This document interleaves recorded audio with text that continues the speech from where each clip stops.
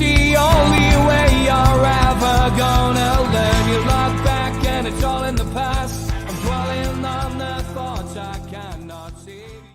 Good morning. Welcome to NUFC Matters with me, Steve Wraith. Delighted to see we are live and joined by Ben Jacobs this morning. Morning, Ben.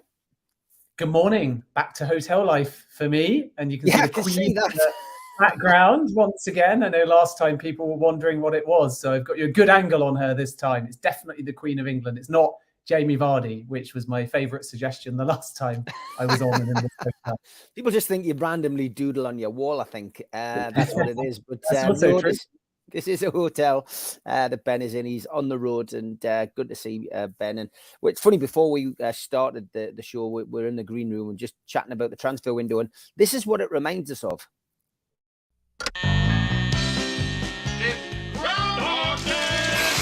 Groundhog time. 1,000 people freezing their butts off waiting to worship a rat. It is a bit like Groundhog Day, the transfer window, Ben, isn't it, when we do shows? Because ultimately, from a Newcastle United perspective, I've got to say it's quite calm on the timeline, on Twitter especially. People aren't getting panic, and we've got a good team, we've got a good squad.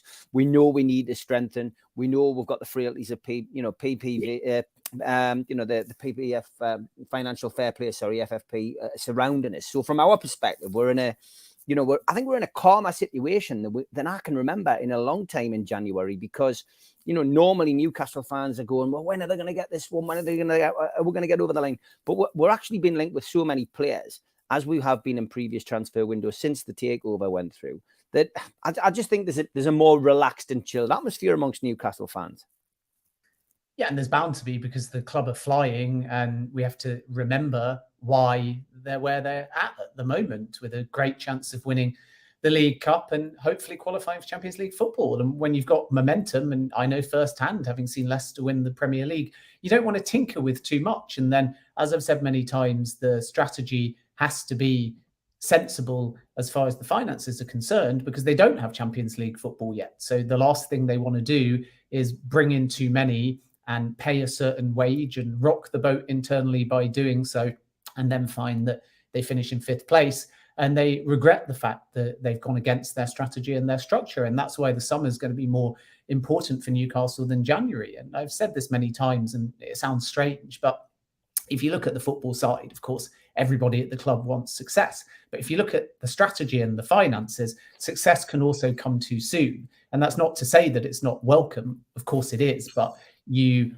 budget based upon a developing plan. And when it's slower, you've got more time, and therefore the risk is lower. Whereas if overnight, as Leicester found when they won the Premier League, suddenly you have to invest, there's more of an urgency. And look at Nottingham Forest as well, because they came up, they had to spend and invest and revamp their whole squad. And it's taken time. Thankfully, from their perspective, they're now moving in the right direction. There's chemistry, they're winning games, but the start of the season was poor, and they looked goners very early on. So it shows you that when you're forced to adapt to success, it's not always the easiest thing to do. So you want it, but if it comes so soon, that unexpected nature means you've got to be very careful in this January window, because Newcastle want to make sure that they don't do something now that, if they don't get Champions League, or if they do get Champions League, but it's, let's say, only for one season, comes back to haunt them as far as their books are concerned, financial fair play is concerned, their wage bill is concerned.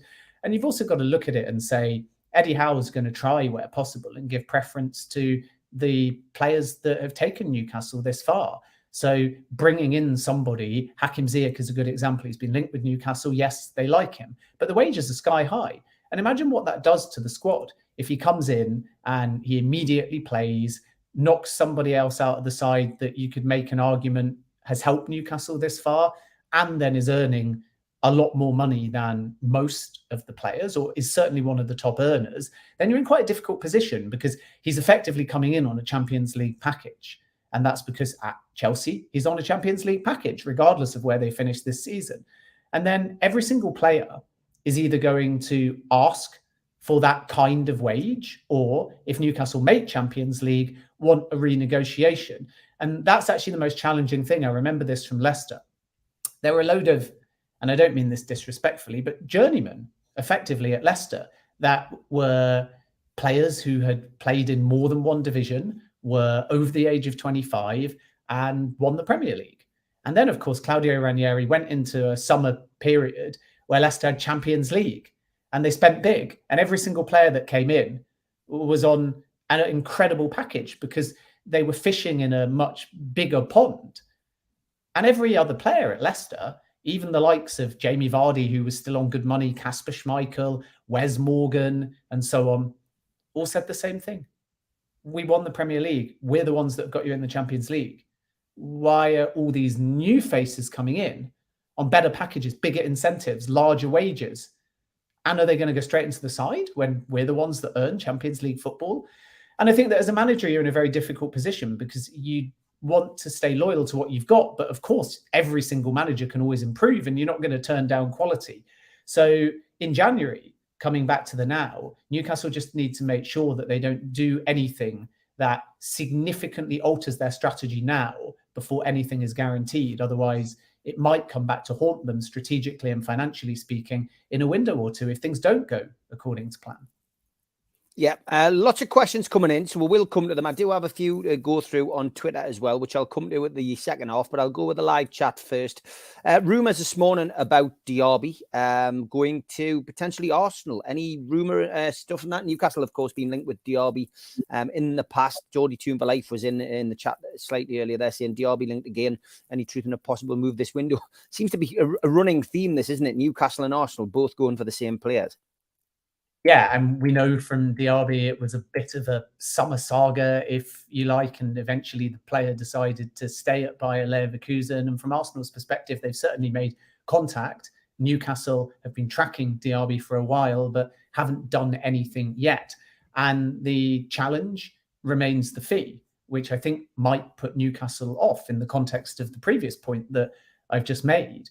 With Arsenal, it will be very intriguing to see whether or not they can either get any leeway on the Leverkusen side or alternatively they pay up, because you're talking about a 23-year-old going mid-season. And guess what? Because Mykhailo Mudryk has just gone to Chelsea for possibly a total package, if we include the add-ons, of 100 million euros, so about 88 million quid. Leverkusen are using that as a guide because they have similar profiles. They're both wingers and they're both in their early 20s and it's mid-season and Leverkusen don't want to sell. So I think that the Newcastle interest is genuine. There's no denying that, but they've not done anything with it because the fee is astronomical.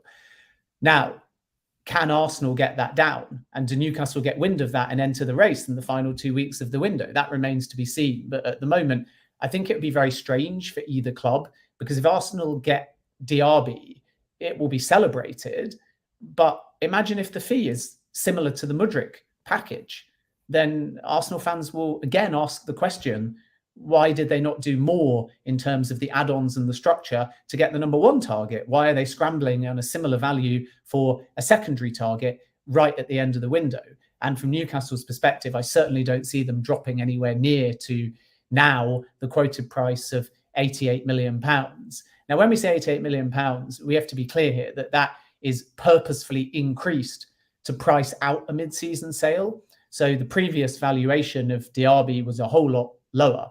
Some will tell you that it was 60 million, but actually, from my understanding last summer, something in the region of 40 to 45 million plus add-ons. So maybe taking it up to 60 million, 65 million, but the actual guaranteed fee was not 60 million. It was closer to 40 to 45 plus add-ons. So you can see now, because of Mudryk, because of mid-season, how Leverkusen have effectively added a third on the total package that they supposedly would want to, like West Ham did with Declan Rice, scare off suitors. And sometimes when a price is quoted, people come back to me and say, that's nuts. It won't be anywhere near that. How can they possibly charge that amount? And mid-season, a club can do whatever they like because it's not a buyer's market, it's a seller's market in January. So we should take this price quote with a pinch of salt, but we should also be clear that it's not a market value estimation. It's a number to scare off suitors because Leverkusen are under no obligation to sell. He's contracted until 2025. And as a consequence, it's going to be very, very difficult to prize him away. And what Arsenal, and if Newcastle enter the race, and they haven't seriously yet, will hope is that perhaps the player end tries to force something. But we start to run out of time, which means that if Leverkusen just drag their heels, the window will shut. And that's why with that estimate above market value, clubs have to work out very quickly and speedily if there's any leeway around it. Can it be done in a loan with an obligation to buy for clubs that have still got space to make loans? Can it be done in a way where the guaranteed fee is healthy, but the overall package is lower? And again, what's going to be difficult for Arsenal and for Newcastle is just the fact that much like Rafinha, now with Diaby, much like Mudryk, the market is using other valuations and transfers as a guide. And then because it's mid-season, they're adding a bit more because they actually don't want to sell at this point. So I still think Diaby might be one to watch in the summer. And if anything gets done now, any suitor that's successful is definitely going to have to pay above market value. And if Arsenal feel that there's an urgency to sort of quiet the noise around their failure over Mudryk, then they could move. But it would be ironic, wouldn't it, if they were to meet the valuation for Diaby, having been reluctant to do so for Mudryk. And from Newcastle's perspective, I don't see any possibility at 100 million euros, 88 million quid of them to enter the race for Diaby because of the first point that I made about them not wanting to get ahead of themselves with their spending before Champions League football is guaranteed. Okay, and then I did like this from Johnny. Goes subliminal messages from Ben about our change to Adidas. I think that's what he has on in his hotel room, mate. I think it's as simple as that. John does have a sensible question. He goes, does Ben have any information on the young right back Fresneda? Apparently his agent has been holding court in London. Reports over the weekend that he'd been entertaining a few different clubs. Can you shed any light on that, Ben? Yeah, that's absolutely true. The agent was in London. And I think sometimes when people hear London from a Newcastle perspective, they perhaps panic a little bit that there's another club involved. But remember, the location doesn't mean a great deal. All clubs take meetings in a variety of places away from their home city, and that's to be covert. Liverpool, for example, have their main recruitment office in London, and Newcastle also do a lot of business in London as well. So just because an agent's in London, it doesn't mean that it's related to a rival. It could be Newcastle United as well. And when an agent's in one place, the clubs often come to that agent rather than the agent jumping from city to city. Otherwise, again, if you follow the agent and it worked the other way around, you'd know exactly who is talking to who. If the agent stays in one place and it's away from the city where the football club is, or it's just in the capital, there's an easier ability to go under the radar. So that's the first thing that is very important to note. The second thing to say is that there's a variety of clubs interested in Fresneda, and that's because he's a hot talent. He's in a position where a number of teams like to strengthen and would ideally prefer to bring in a younger player who they can develop over time, but potentially use as cover. So we have Newcastle there, Chelsea there, Arsenal there. Wolves have also been interested as well. And over in Spain too, Real Madrid, and in Italy, Juventus have also been linked with moves as well. And part of the reason for this is because there is repeatedly suggestions that there is a low-ish release clause somewhere in the region of £9 million. And the release clause will go up if teams wait, because it is sort of staggered or structured based upon the amount of appearances that he plays. And that, I think, is why we're seeing a lot of movement in the market now, because clubs that don't choose to trigger the release clause now might have to pay a whole lot more in the summer. So the agent's name is Louis Badeji, and he has been in London to discuss a potential move. Nobody at this point has actually triggered the release clause or placed any kind of bid around it, but it's definitely one to watch in the last 2 weeks of the window. So no firm offer yet, but a ton of interest. And when there's this much interest and this little time left in the window and a release clause that's going to be going up soon, you have to logically assume that somebody might move in the final 2 weeks of the window. And then from the perspective of Real Valladolid, they're not forced to sell in any way, shape or form. So if somebody comes in above the release clause or with a different structure, then they can absolutely choose to reject that. But obviously, if there is a situation where somebody does just trigger a release clause, there's nothing that Real Valladolid can do. So Newcastle are certainly monitoring the situation. I don't think at this point there's a clear standout favourite, because it's likely to have more than one club that actually agrees a deal. And then it's going to be about the pitch to the player. So I suppose that the challenge that some clubs have got, maybe Newcastle included, but certainly Chelsea, is what would actually be the role at the football club for a young player like this. Because when you actually look at Fresneda and his development, he's 18 years of age and he only turned 18 last September. So he won't be 19 for the best part of 9 months. And he's winning caps at Spain youth level. And this season, he's suddenly started to figure significantly in La Liga. He's played 9 games in La Liga, and I think it's 10 in all competitions. So the development is there. If he rocked up at, for example, Newcastle, he's not going to get in all likelihood, barring injury, at right back, because we all know there's an automatic starter there. And similarly at Chelsea, if Reece James is fit, he's not playing at right back. So clubs, I think, that are looking for right backs are in a very difficult position, particularly Newcastle and Chelsea. Do they go for more of a versatile player so they have a chance of game time? In other words, right back, centre back, or right back, right midfield, or potentially right back but can switch sides to left back? Or do they go young? Or do they go veteran who doesn't mind the fact that they're basically coming in as a reserve or a backup or for depth? And in Fresneda's case, he's so highly rated that there's got to be a plan. And that plan doesn't necessarily have to be at Newcastle United imminently, immediately, but quite clearly there has to be that development of where you're going to get the game time. So anybody thinking about bringing in Fresneda has to be able to sell to the player on either the game time or a loan away or some kind of integration around pathways that's going to say, yes, you'll come in and this is when we think that you'll be a first team player. And he's that good that early that I think a lot of clubs are going to be split as to what to do with him. Certainly in the case of Newcastle and Chelsea, because if you need that cover, you keep him at your football club. But can you persuade an 18-year-old of this talent to wait at your football club, especially when you don't necessarily have a clear sense of when he might be your number one right back? And that's the challenge in all of this. So it's a strange one, really, because there's nothing Real Valladolid can do if the right offer comes in. But if you were the player, certainly if it was me, not that this means anything, but I'd be tempted to stay at Real Valladolid for a little bit longer, see out the season, play another 10, 15 games in La Liga, and then see where my development is and who comes in for me in the summer. So that, I think, is the challenge in all of this. But the situation is basically there's a ton of interest, but no firm offers yet. Okay, that answers that question. The one on the screen is the next one we're going to look at.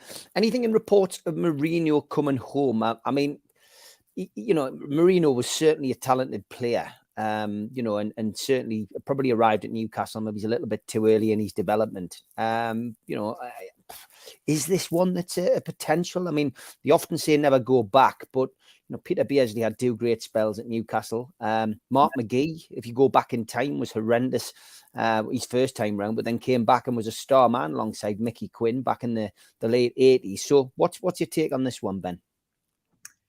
Yeah, I think there's a fair amount of speculation around this one without a ton of substance at the moment. And what's interesting is that Mikel Merino said that in his development, he felt that his time at Newcastle was actually really helpful and allowed him to build as a character and mature as a footballer as well. So there's still quite a lot of love for Newcastle United, and he's on record as saying that. And I think that the physicality that he learnt and brought to his game at Newcastle and the intensity both of games but also training as well really helped him develop. And now he's a different player to the point where he's courting interest once again from the Premier League. Newcastle, I don't think, are necessarily too intent on bringing him back to the football club. He obviously spent 1 season on loan, first of all, from Dortmund, and then ended up joining and playing in 2017-18. Didn't feature significantly, but played almost 20 Premier League games, scored a goal as well, and then went off to Sociedad. And what he's done at Sociedad is return to the kind of player he was at Osasuna long before Dortmund and Newcastle, where as a midfielder, he's a little bit more dynamic and explosive. He gets a lot more freedom, by the way, at Real Sociedad as well. And he's added goals to his game. So if you look at his time at Newcastle, I think he only scored 1 goal in about 25 games in all competitions. If you look at a very short spell at Dortmund, he didn't score at all. But if you go back to Osasuna, he was to some extent a goal-scoring midfielder. And now if you look at his time at Sociedad since leaving Newcastle from about 2018 to present day, he again has been able to chip in with a few goals. Not to the degree where you'd call him an out-and-out goal-scoring midfielder by any stretch of the imagination, because that's not really his primary aim. But it's about that player, and this, I think, is what Newcastle would like, that can just chip in with 2 or 3, maybe in a good season, 5 or 6. And then suddenly it alleviates the burden on Callum Wilson. It helps Miguel Almiron. And what we're seeing with Merino is he's suddenly become a very direct midfielder, a very physical midfielder, quite a tenacious at times midfielder, but there's still that calmness. It's a cautious aggression. It's a controlled type of aggression. And that might be what Newcastle wants. And he's been capped for Spain now since 2020. But as I understand it, the Newcastle links are not likely. And it actually is more Liverpool who are potentially looking at him for the summer. And it then would be about what the valuation is. And that's the other factor from Newcastle's perspective, that when you've had a player, not only do you know a bit more about them in terms of their value, their personality, but you also have to factor in whether or not you're going to get any value buying them back. So if you look, for example, at the Newcastle sale to Real Sociedad, I think the fee was something in the region of 10 million. Now, if they buy him back, they're going to have to be paying something close to 45, even 55 million. So there's a value aspect to that as well that might put Newcastle off. But as I'm told, January is quite unlikely. Summer is a lot more possible. He's definitely on Newcastle's list, along with a variety of other players in that position. And from Newcastle's point of view, I haven't heard a great deal in terms of concrete interest in bringing him back. No, I just think that's a one for the for the headline writers. I've got to be perfectly honest, and I can't see anything in that. The one person who looks like he will be extending his deal is Karius. What does this mean for Dubravka, Ben? Because one would imagine that Karius is signing his pen to paper because he is going to be the number 2. Does this mean that Dubravka could be on his way out, because Newcastle will still have a little bit of strength and depth with goalkeepers? I mean, it's an overcrowded position. Eddie Howe has to act. So what's your take on that? Yeah, I don't know whether Karius is guaranteed the number 2. Obviously, we saw Dubravka start in the FA Cup. And remember, before he went to Manchester United, Eddie Howe said he was gutted to lose Dubravka. And had Dubravka stayed, there wasn't that much. We spoke about this at the beginning of the season between Dubravka and Nick Pope. Hindsight's an easy thing. And now Pope is the clear number 1 and was brought in as the number 1. Dubravka knew that and wanted the Manchester United challenge, but really not a great deal between them. The only thing obviously working against Dubravka is the fact that he's 34 years of age. So he's coming towards the end of his career. And the oddity about Dubravka is that he went to Manchester United, didn't feature heavily, and then wanted to come back to Newcastle. It wasn't Newcastle that said, we want to bring you back. It wasn't Manchester United that said, we want to send you back. It was Dubravka that said, I want to come back. So that may be an indication that he would quite like to stay and fight for the number 2, be the kind of cup goalkeeper, maybe come in and play the odd Premier League game. But as you say, if Karius ends up staying at Newcastle, which is likely, then there's actually more of a fight between 2 and 3 for the number 2 than there is between 1 and 2 for the number 1, because Nick Pope has been outstanding. So it's a strange situation. And obviously from Karius's point of view, he wanted to stay and the intent at the club has been to keep him. But this all started before Dubravka returned. And everybody knows that Newcastle have got too many goalkeepers, and there's been a feeling and remains a feeling that in January, if at all possible, it will be Carl Darlow who leaves the football club, and Newcastle want to move him on sooner rather than later. And financially, obviously, it's a very easy deal. Clubs can get Darlow, but there has to be that level of interest. And it's a strange situation for Darlow because he has a decision to make. Does he want to go to a Premier League club where there's minimal interest and be in the same position at Newcastle United and be a number 2 or even a number 3 potentially? And there, for example, is some interest from Brentford in that capacity?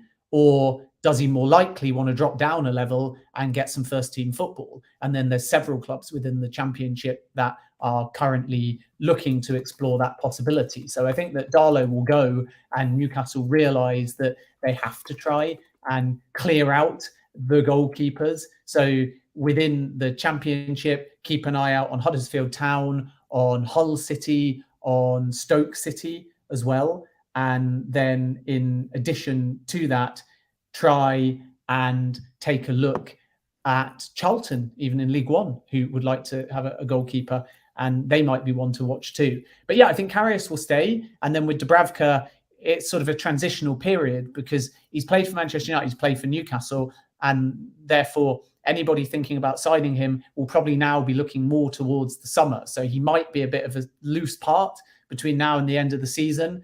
And then come the summer, I would expect a fair amount of interest in Dubravka. And we still need to keep an eye out on Leicester as well, who have loosely looked at Dubravka before in the past, certainly before he went to Manchester United. And with Danny Ward being a little bit hit and miss, we need to wait and see to some extent whether they choose to move or have got other targets in mind. I think in the summer, there'll be a big merry-go-round of goalkeepers as well. And my opinion is that Chelsea might bring in another goalkeeper because either Kepa or Mendy, once it's clearly defined and they're both fit, who's going to get the game time. The other one might want to go. We knew over the summer that Kepa might be the one to move. I think that because of the World Cup, there still could be some interest in Emi Martinez as well. And that will, again, provide merry-go-round in other places. And because comparative to outfield players, there's so few goalkeepers because it's just a singular and specialist position. When one goalkeeper moves, you often get a flurry of goalkeepers moving. I don't think it's impossible that Jordan Pickford will end up going somewhere else, especially and obviously if Everton go down. So that is one to watch as well. And then I know that a number of clubs are very keen indeed on Rob Sanchez at Brighton, who's had an excellent season too. So we're going to see a lot of movement around goalkeepers, but I think Karius will stay. I think that Dubravka is a bit of a spare part, but it will be interesting to see who is deemed to be the number 2 out of Karius and Dubravka. And then obviously, as I've already said, Darlow has a choice to make between being a backup in the Premier League for another club or alternatively finding himself down in the Championship or League One and playing more regularly. Yeah, I mean, didn't play much for Manchester United, Dubravka, to be fair. But yeah, I get your point, Ben. I think it's one to watch. We'll see exactly what happens. Okay, halfway through the show, as always, we have the ads. A big thank you to all our sponsors, as always. Thanks to Skips and Bins, telephone 0800 25 45 25 3, email inquiries at skipsandbins.com and our website skipsandbins.com. Easy, contract free and pay-as-you-go waste collection. Thanks to Garden of Healing Dispensaries, CBD hemp and cannabinoid specialists. You can find them at thegohd.com. Thanks to Mr. Vicky's sauces, which are handmade in Cumbria. And you can find them at mrvickys.co.uk. If you want to make an order, give them a call on 01768 210 102 or email info@mrvickys.co.uk. Thanks to Blowhole Breweries. You can get a selection of beers, and the cans are in the design of the old Newcastle United entertainers strips. Blowholebrewery.co.uk. Thanks to Melly's Carpets and Beds, laying our reputation, one recommendation at a time. The best quality around at the cheapest prices. Melly's Beds and Carpets.co.uk. Email sales@mellysbedsandcarpets.co.uk or give Melly a call on 01670 632 216. And thanks to United Group Travel Limited, UK coach holidays in Morpeth, 01670 362 460 or mobile 07957 141 654. Graham, your driver, Beverly answering your calls and looking after you on your tour. Some great deals coming up there. Get yourself onto the website to check them out. Thanks also to Media Arts, who do all of our videos and help us with the technological side of things. And thanks to qtechshop.co.uk, the makers of pool tables and snooker tables in Wallsend, Newcastle, and the guys who run our website, NUFCmatters.com. If you want to subscribe to the channel, then hit the subscribe button below. Hit the thumb up, which is the like button, which does us a big favour with the algorithm. And click share. Share it to Newcastle United, Facebook groups or Twitter accounts or your own social media to help our community grow. And if you want to join the channel, hit the join button. And for as little as $1.99 a month, you can get some members-only videos and chances to win some fantastic prizes. We're also available as a podcast on iTunes, Spotify, Podbean, and the rest. Don't forget as well that we do events through NUFC Matters. And this one is the next event coming up, Friday the 24th of February, an evening with Newcastle United legend Steve Howie. Friday the 24th of February, Tyneside Irish Centre, and tickets are available at £50 from newcastlelegends.com. If you also go onto Voucher and search for the event, you can pick up a bargain on there. Don't forget, we also support the food bank on this channel. www.nufcfansfoodbank.co.uk is where you can find the Matchday Bucket. You can make a virtual donation to the Matchday Bucket 365 days of the year to keep helping the food bank in Newcastle. Don't forget, we're going to meet and greet with Warren Barton coming up. All proceeds going to the food bank Friday, January the 27th. He is having a whistle-stop tour of Newcastle when he's here from the US. So tickets are a tenner. All proceeds going to the food bank. Tyneside Irish Centre, Friday, January the 27th, 7:30 till 9. I'll be doing a quick Q&A and he will be signing stuff and, having a chat with Newcastle fans. So get yourself along. Nobby Solano will be there on the 25th of March. And same venue, book from nufcmatters.com for your tickets. Tickets only £15 for that. And Steve Watson is the next big name announced for the Surf Cafe, 2nd of March, down at the Surf Cafe. Don't forget, there's only 35 tickets available at that venue. Very small venue. The two Nobby Solano events down there sold out in minutes. So if you want tickets for an evening with Steve Watson on the 2nd of March, then get your tickets today, direct from the venue. Okay, next up on our transfer talk today is this man, Neves from Wolves, and a few people asking about him in the chat. What's your take on this one? Because again, it's an exciting player. It's a player at another Premier League club. Just chat this one. Certainly for January, I mean, Wolves have turned their form and season around under Julian Lopetegui. Neves is their captain. Wolves didn't allow him to leave towards the back end of the summer. And the same, by the way, for João Moutinho as well. So long before form was turned around, because Wolves had a dreadful end to last season and a poor start to this season, the club still stood very firm that they wanted to keep hold of their best players. And Wolves at the moment don't want to be seen as a selling club. So I think that there's very real substance to Neves moving somewhere in the summer, especially if he can get Champions League football. We know that Arsenal have looked. We know that Liverpool have got a relatively concrete interest as well. But again, it's more forward planning. I would put Neves in the category of Jude Bellingham, Alexis McAllister, possibly, not definitely, but in likelihood, Moises Caicedo as well, in the sense that these are players you've got to work on now, but it becomes quite unlikely you're going to get them now. And the caveat to that is you change the narrative by being bullish and dropping a big fee towards the end of the window, like Leicester were forced to entertain when Chelsea took this approach to get Wesley Fofana. And then you get a divide between what the manager wants and what the board wants. And with no time left in the window, the club has to decide whether they'll take a price that's above market value or whether they want to hang on to their player until the end of the season. And this is where, even though logically you'd say they're never going to get a replacement, of course they'll hang on to him, there becomes a bit of a divide sometimes between the manager and the football department and the board. And the board get the final say. And the board perhaps say, hang on a minute, this offer's too good to turn down. So to get Neves now, First of all, it's unlikely. And second of all, I think a club would have to pay well above the market value. And I come back to what I said right at the beginning of the show, that I don't think Newcastle have that strategy now. You've got three different kinds of strategies within football, broadly speaking, anyway. You've got the Chelsea approach, which is we need something now and we're prepared to spend now because we believe, even though it's a bit more risk reward to both our team and our finances, it will provide an immediate return and then a long-term benefit as a consequence. And if it works, we'll be glad that we did it. And I think that's why they're spending now. And the downside of that approach is that you often pay slightly above the odds for players, and then that number comes back to haunt you, because when you go to do business in the future, people say, well, you paid 100 million euros potentially for Mudryk, so we're going to quote you a similar fee for a player of a similar profile.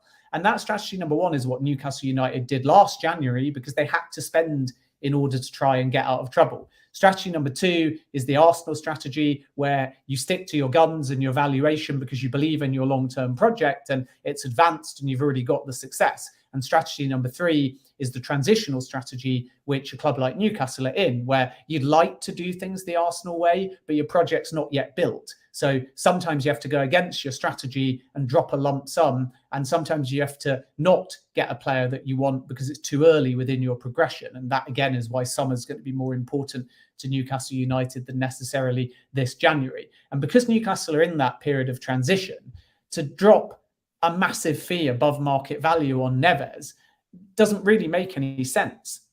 And as good as Neves is, and as much as Newcastle would like him in the squad, I still sense that the priority, it's only my personal opinion, not Dan Ashworth and not Eddie Howe, but I think if you could offer Newcastle one midfielder right now, they prefer a creative-minded midfielder rather than this more disciplined, conservative type. Yes, you can make arguments for both, but the beauty of the current midfield, in my opinion, is that Joe Linton's been given the more advanced role, but can actually play deeper. And Bruno, again, can be dynamic and box to box, but can also play deeper. And I think that if they had the ability to bring in a wider midfielder or a more box to box midfielder, that might be the preference over a traditional midfielder like Neves that can stay in his lane, be valuable on set pieces. Yes, get forwards when required, but certainly not to the same degree as, for example, in central midfield, somebody like Youri Tielemans, who's got that freedom to have far more touches in the box. So what we have seen from Neves is that ability, of course, to weigh in with goals. And that's what I love about him, by the way, that even though he's described as a defensive midfielder, he's certainly not afraid to go forwards and play a vital role in attacks. And his goal scoring tally shows you that for a defensive midfielder to have played, I think it's 18 Premier League games and scored 4 goals. That's the same tally as last season. He scored 4 goals in over 30 appearances. And the previous season, he got 5 goals playing almost every game for Wolves. So we can't call him a defensive midfielder in the sense that he's not part of the progressive attacks. And that's the appeal. He's a modern defensive midfielder where there's more of a grey area, because he does get forwards, but not to the same degree as Tielemans, not to the same degree at the moment as Martin Odegaard, who's having a phenomenal season for Arsenal in terms of his attack-minded output. But I still think that if they can only get one, for me anyway, it's going to be a wide, creative, goal scorer, assister, or a central box-to-box midfielder.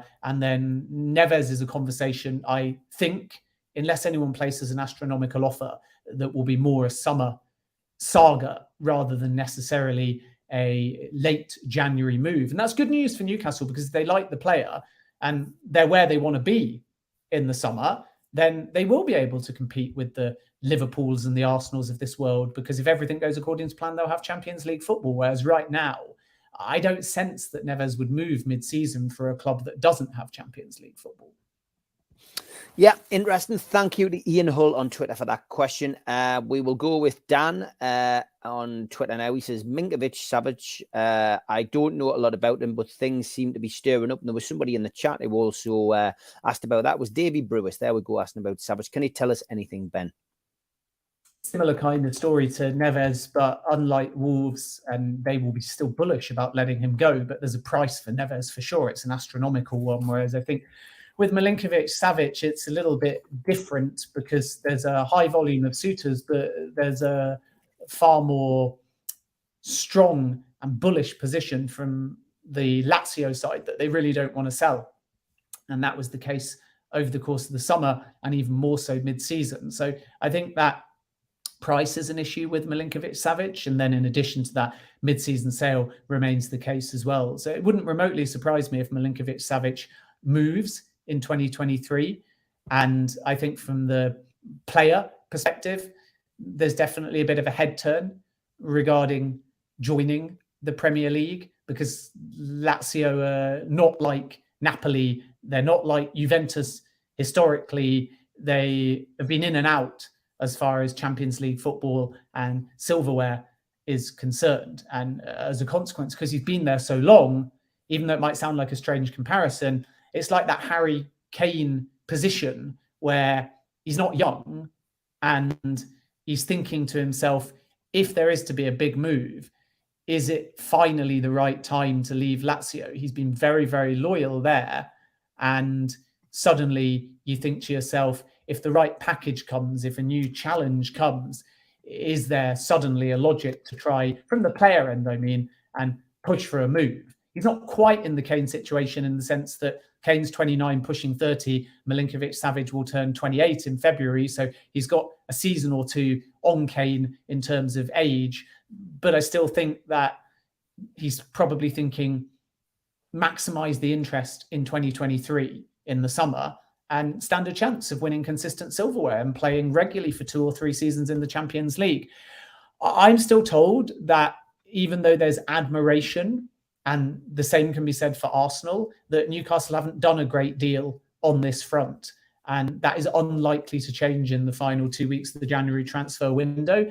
And I'm still told again that the priority for Newcastle is in a slightly different position, like we said in the context of Neves. So I think that Liverpool will look at Milinkovic-Savic in the summer. I think that Arsenal and potentially even some outside of Europe will look at Milinkovic-Savic in the summer. And sure, Newcastle could enter that conversation. And the fact that they are, I suppose, pre-planning, should they make Champions League for these kind of positions and players, demonstrates the level, broadly speaking, of ambition.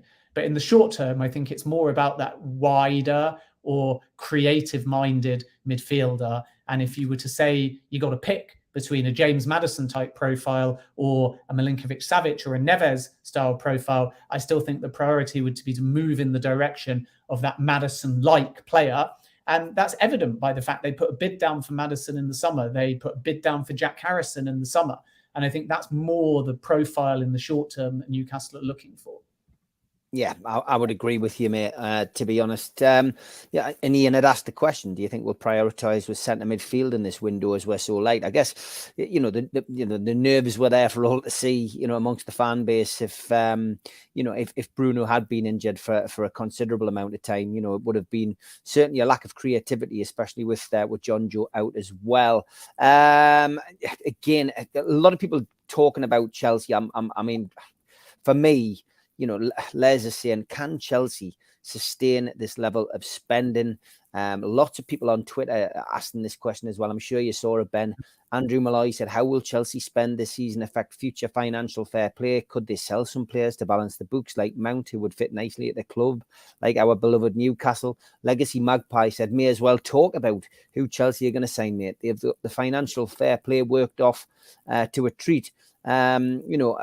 A lot of people scratching their heads, really, but again, it's down to commercial revenue, and we something we've severely lacked under Mike Ashley's leadership. Well, exactly. They're completely different clubs. I mean, Chelsea have had many seasons in the Champions League, many seasons with high prize money, many seasons with bigger commercial deals, and on top of all of that, their overall club revenue is far bigger than Newcastle's. They generate a lot of money from their academy. And sometimes you get unsung, unheralded profits that don't appear important, but of course they are. So Chelsea have got more leeway because ultimately, financially speaking, they're a far healthier, far bigger club than Newcastle United at the moment. I'm not talking in a football sense, in a fan base sense, purely financially speaking. Chelsea bring in more than Newcastle. Their academy is more developed. And then with financial fair play, we have to be very careful not to look at the fee, because you might add up Chelsea's spend and say they've spent over £400 million in 2 windows so far and are still spending, but it's not strictly accurate because you have the guaranteed fee and the add-ons, and very rarely is a full transfer fee in every case paid in full. So Mudryk might seem like it's 100 million, but it's only 100 million euros if Chelsea win the Champions League and win the Premier League during his tenure at the club across the contract. And that might happen. Statistically, if we base it on history, it's likely, but it's not guaranteed. And of course, if it happens, then Chelsea bring in a whole lot of money because they've either won the Premier League or they've won the Champions League. So you don't care as much about spending that add-on. Second thing to say is that the fees are not all paid up front. Very rarely, unless you trigger a release clause, they'll be staggered. So they don't have to find all of that cash up front. And the third thing to say is that the fee is not reflective of financial fair play on the books in a singular cycle. So you offset the fee against the contract length, which is why Chelsea are offering 7.5 and 8.5 year contracts to a variety of players like Mudryk and Badiashile. And it allows them from an accounting purpose to spread the cost over multiple cycles, strictly on the books. So the outlay of Mudryk will be split across 3 financial fair play cycles. And as a consequence, the actual damage on the books is more minimal. And this is also, by the way, from Atletico Madrid's point of view, why before João Felix joined Chelsea on loan, he extended his contract by a year because, again, it allows them a little bit more wiggle room on the books. So there's sort of 2 ways of looking at it here, because if you keep doing this, then the damage is twofold. Number one, every single club you deal with holds you to account for the market value you've paid for other deals. So it's harder to negotiate. And then number 2, it's actually quite hard to convince players sometimes to sign up for this length of contract. And contrary to belief, the saving at Chelsea's end is on the wage bill. So with previous Chelsea regimes, they've perhaps brought in a player on a 3 to 5 year contract. They might have paid a player like Mudryk in the past, 150,000, 200,000 a week, and then you're saddled with that on the wage bill. And this is the problem that Chelsea have had in the past. They've got a high wage bill and they've got some aging players on big money. Now you've got Mikel Merino who's come in, and his wage, as I understand it anyway, is under £100,000 a week. So by Premier League standards, that's relatively low. So imagine if in 2 years' time, he becomes box office, he becomes a Ballon d'Or contender, he fully lives up to his potential. You've suddenly got him on 100,000 a week. So therefore, every single, let's just say month, because my maths is terrible, but let's just say for the sake of it, the maths on his wage as a base rate is approximately £500,000 a month at the moment.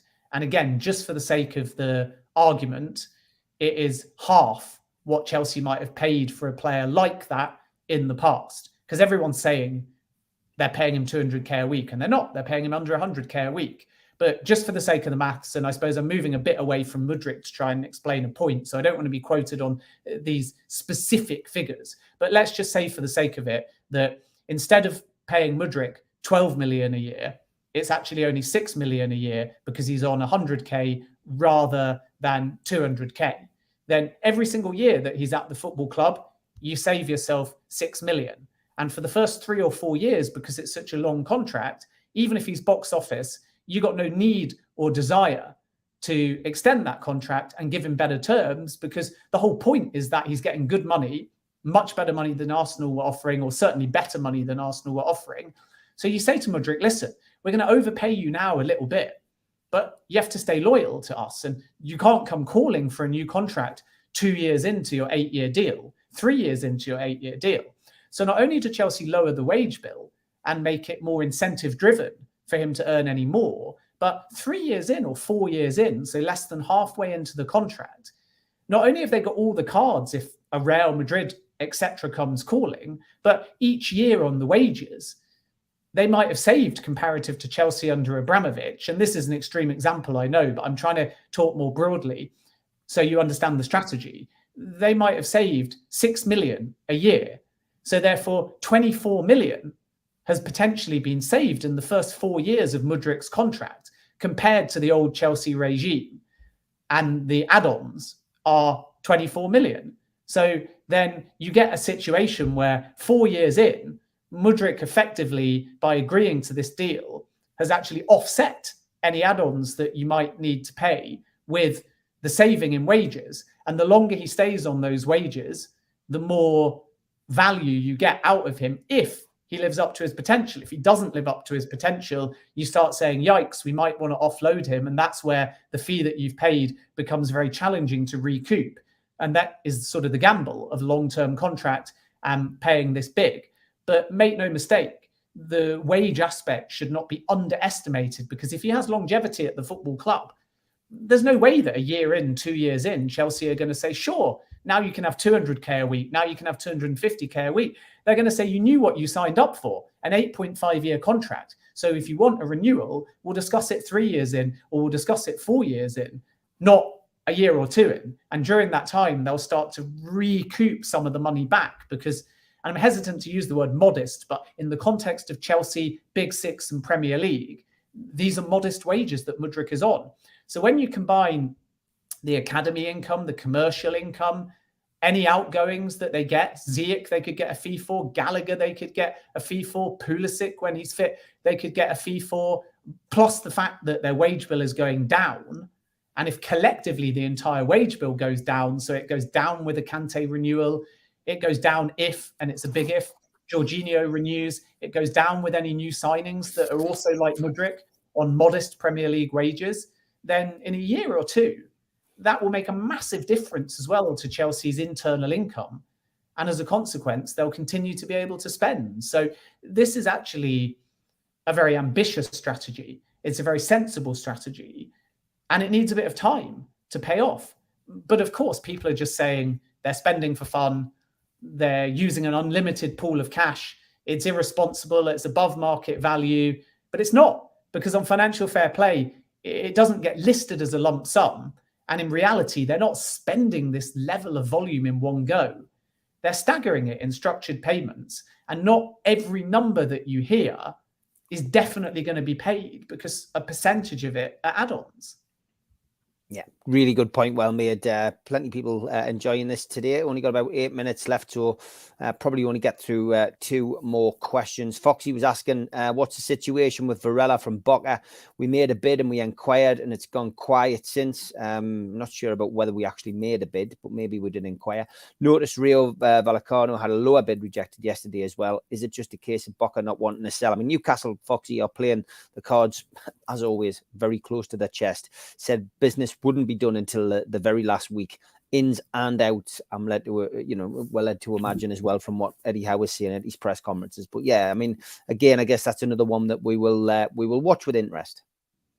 Yeah, and it wouldn't at all surprise me if there's a bit more substance to this one, because we know that Newcastle really like the player. Again, it becomes quite a big outlay in the context of the actual profile of the player and the age. I think the feeling is that the offer for Varela was relatively high in terms of valuation, and therefore if Newcastle were to proceed, they would match what Boca are looking for, which is well in excess of 15 million, maybe even a little bit higher. So it's logical to think that even though that's a high fee for a player of this profile, it's still a low fee compared to the Madisons or the Neveses and that kind of transfer. And that's the balance again, really, is you spend big, but financially it's still a smaller number, but it's big for a player of this profile and this age and so on. Or do you ultimately decide that it's not worth the money? And we know that Newcastle are very keen in this type of area in trying to get young, trying to get in midfielders of certain profiles and varieties. So unlike perhaps the real 18-year-olds, teenagers, even Endrick, who obviously ended up going to Real Madrid, maybe the difference with Varela is just that he's young, but he's not teenage young. He's 21 years of age, I believe, and by the summer he'll be 22. But I think that we have to be very careful about how much time he might need to take to Premier League football and still whether he's worth that kind of transfer fee. So I haven't made too many direct inquiries on this one, but the last time I sort of checked in, which was a week or so ago, I was certainly told that the interest from Newcastle is genuine, but we're running out of time within the window. I still think they'll surprise us, Newcastle, with something, with a late move or two, and it might not even be where we think they're going to move, because this is the sort of beauty of Dan Ashworth in particular, as we saw from Brighton as well. He's very good at keeping certain deals secretive, which is not great from the perspective of the media, but a sporting director is doing very well in terms of his business if he's able to keep the media glare away or deflect it in other directions. And I think Chelsea did that relatively well. Even though they changed their mind on Mudryk, they did that very well in terms of being able to make it clear before they put an offer down that they might put an offer down, but maybe people are overfueling it. And then they went about and did their business very quietly until it was apparent they were in Turkey. And Dan Ashworth is very good at that as well. So, you know, we have to be very honest as journalists as well. We don't know everything. We try and relay the information to the best of our ability, but we're never going to be across everything. Arsenal, remember, surprised us all with Fabio Vieira. Chelsea, where I've got very good ties, surprised everyone with Carney Chukwuemeka. And it wouldn't at all surprise me if Newcastle pull something out of the bag that is completely unexpected as well. And that's the wildness of the window. That is last minute movement. That is secret meetings. That is urgency sometimes. So I think that we have to give Newcastle credit for the fact that they have been quite conservative in this window, which is normal for January, but they've also been very good since the new ownership group have come in and Dan Ashworth has started, to an extent anyway, keeping their business quite quiet and letting others make noise whilst they stick to their principles, they stick to their valuations, and they make sure that they're not the target, like perhaps Chelsea are now, of fueling interest, of hiking up prices, of being played in the market. And that is very encouraging, because when you're a team with money, ambitious owners, but you're not going to get sucked into bidding wars, it all creates a situation where you have everything, especially if they get Champions League football. They can have the football they want. They might get the silverware they want. They've got the momentum they want. They've got the manager they want. They've got commercial deals brewing that they want. They've got the evolution they want. They've got the mood they want. They've got the fan base they want. They've got the money if they want to spend it. And then the key thing is, do they have the strategy? Do they have the discipline? Are they prepared to walk away and not be impetuous and not get played within the market? And that's where I think the Rubens, to some extent, and Amanda in particular, are key, because PIF, as we've seen in the last sort of 18 months or so, have been prepared to be quite distant. Yasser Al-Rumayyan is not involved daily in all of these transfers. He's not there at the table like Todd Bowley saying, I want this, I want that. He's very much letting the experts do their job. And I think that's quite important to stress, because when PIF first joined, there was a lot of rumour about they want Mbappe, they're going to sign Gareth Bale. And that was all because at the PIF end, they would love players that they can use to promote Vision 2030 and wider Saudi Arabia aims. And if Newcastle reach the Champions League and through sponsorship deals, we're definitely going to see that over time. But there's definitely a respect from PIF to say, we don't yet understand, and I mean this very broadly, the ins and outs and day-to-days of a recruitment department. So if Dan Ashworth is saying to his ownership group via Amanda, or who knows, directly to PIF, that's just not worth it, then I think that PIF are very respectful of that, which is why, to answer another question with Cristiano Ronaldo, when there were all these rumours around he signed for Al Nassr and there's somehow a Newcastle clause, it's absolute nonsense. There's nothing in Ronaldo's Al Nassr contract that forces Newcastle or obligates Newcastle or names Newcastle even to use Ronaldo in the Champions League. But people love a headline. And actually, in Ronaldo's contract, there's only a Champions League exit clause. It's a generic one, and it is put in there by the player. So if any offer comes, he has the ability to trigger a clause to talk to that club and leave. But it's got absolutely nothing to do with Newcastle United. And I can tell you categorically that if Newcastle qualify for the Champions League, Eddie Howe is not thinking about loaning in Cristiano Ronaldo to take the glory and play in that competition. Not at especially all. Because he'll be 38 at that point. So these are the kind of stories I think that get fueled through maybe the Saudi side, because there is that aspiration, of course, to have elite level players, marquee signings that can fulfill wider aims. But within Newcastle right now, there's very defined segmentation and respect between majority ownership, between day-to-day operational control, between recruitment and between football. And everybody knows their lane. And nobody, regardless of title, from what I'm told, is moving into a new lane, I should say, and playing the ego card, playing the authority card, playing the hierarchy card, because everyone's aware that that rocks the boat, and Newcastle don't need to change anything or even in the short term sign anything, because they're moving in the right direction. And that, I think, is why we are going to see a quiet January. Yeah, I've just got to ask you, because we're coming up to the end of the show now, just a couple. I put a photograph of Anthony Gordon up, another player that's been linked this morning on Twitter, going a little bit mad about that one, saying that he could be looking to escape a sinking ship. Of course, Newcastle were linked with him in the summer.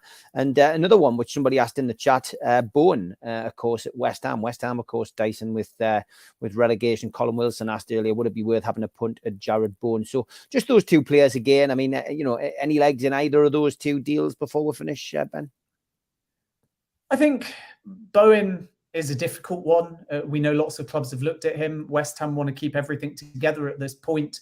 And if they're going to lose Rice in the summer, are they prepared to lose Bowen as well? And the answer at the moment is no, but the player certainly has aspirations to move on to bigger and better things. But I don't think that there's too much in that one at the moment. And who was the other player you wanted? Anthony Gordon. Yeah, I mean, Gordon's a tough one. The player definitely had his head turned by that Chelsea interest, and we knew that Newcastle were interested as well. And Everton is unfortunately a mess at the moment in terms of its hierarchy, failed attempts at least to buy out the football club.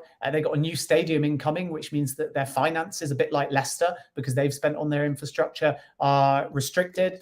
But I don't think Gordon is the right fit now for Newcastle. And the problem with the teams that went for Gordon over the summer is they hiked up the valuation. So whether or not we're going to see a big enough drop in that to make a move possible, I'm not so sure.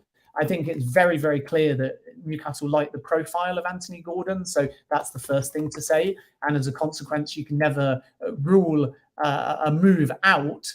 But I'm not sure that this one is going to get done in the final hours of the window, which means that if there is to be any substance to it, again, we're going to have to look more at the summer than January. And, just to finish, we have to reiterate again that sometimes when we're asked as journalists with particular clubs, and I would put Newcastle and Liverpool in particular in this category, we sound like we're saying the same thing. Oh, there's no substance to almost everything. It's going to be a quiet window. Don't be surprised if they don't do too much. Everything's the summer. Nothing's advanced. No bids have been placed at the moment. And people say, well, why is your answer the same to everything? And that, again, is the football manager mentality of why are we not moving? But January isn't about moving if you're doing well. As we saw 12 months ago, when Newcastle were not doing well, they moved in January. Now Newcastle are doing well. It's going to be a quieter window because it's ultimately a seller's market. So I'm not saying Newcastle won't sign anyone in the next 2 weeks, but I reiterate that if Newcastle have a quiet January, that is strategic rather than failure, because they're exactly where they need to be. Yeah, I would agree with you on most of what you've said today, which is no surprise. It's always good to speak to you, Ben. Thanks to everybody in the chat. Sorry we didn't get everybody's questions. We'll cover a hell of a lot today, though, as we always do. And we will have Ben back on the show next week as the transfer window clock ticks down. But for now, Ben, thanks very much for sparing the time, and we will see you next week, mate. Take care. Have a good week, everyone.